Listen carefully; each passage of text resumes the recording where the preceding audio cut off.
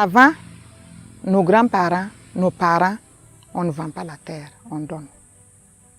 Voilà, à celui qui veut exploiter. En 2017, mois de mai, on avait labouré les champs pour venir commencer les semis. Bizarrement, on voit une foule d'hommes qui viennent avec des machettes, des gourdins, pour nous dire d'arrêter de travailler puisque la terre les appartient.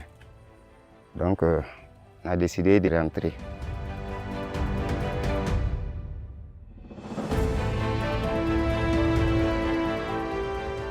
Ne wulila ka sɔrɔ n facɛ tugu baara kɛ yen ne fana facɛ ko ale wulila ka sɔrɔ ale fana facɛ tugu baara kɛ yen donc an n'u y'a bila an kɔnɔ komi tiɲɛ lo donc lɔn kelen faamaw mana fɔ an ɲɛna ko olu ta yɔrɔ lo bi bi in na u nana wuli k'an ka wuli ka bɔ yen ka na ni machine ka yɔrɔ nin cɛncɛn.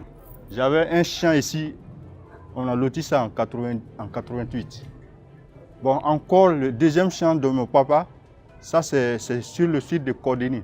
Sans préavis, on est venu aussi nous déguerpir comme ça là-bas aussi, sans mesure d'accompagnement. Aujourd'hui, la grande crainte, c'est d'avoir ce qu'on a vu dans d'autres pays, ce sont des paysans sans terre, des gens qui n'ont plus les moyens de cultiver. L'outil de travail de base de l'agriculteur, c'est la terre. Un agriculteur sans terre, il ne peut plus produire son alimentation et produire notre alimentation. Et aujourd'hui, la plupart encore, majoritairement, ce qu'on mange au Burkina et dans les pays de la sous-région vient d'une agriculture familiale plutôt traditionnelle.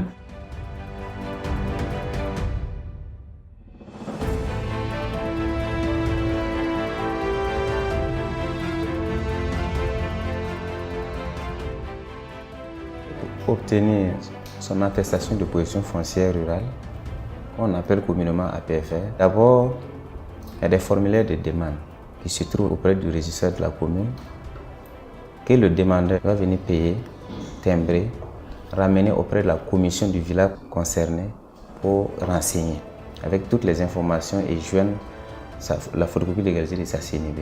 Et c'est à la commission foncière villageoise du village concerné de statuer et maintenant de rendre compte au CVD.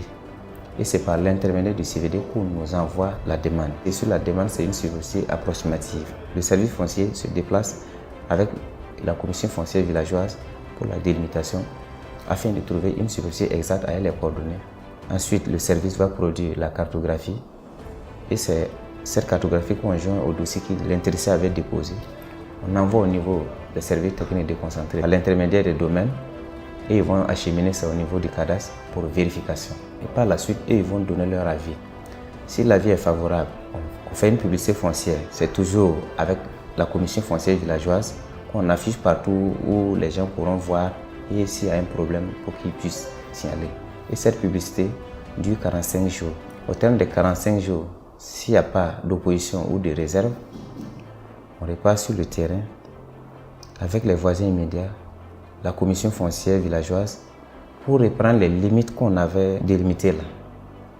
Si à la fin il n'y a toujours pas d'opposition, c'est sur le terrain là-bas qu'on signe le PV de contradiction. Et c'est à base de ce PV là qu'on fait la notification des frais et taxes à payer.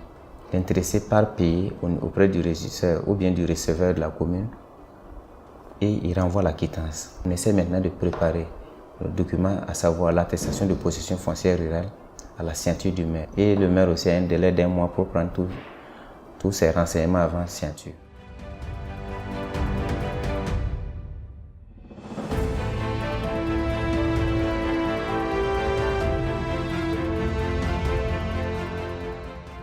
On dit de nous adapter aux textes et aux normes. Aucun paysan au Burkina Faso n'a un titre. Chacun se contente effectivement de sa descendance. Voilà les terres de nos ancêtres. Faites un papier à un terrain. Les vieux là chez nous ici, c'est nous les jeunes là avec la sensibilisation qu'on commençait à faire les papiers des parcelles.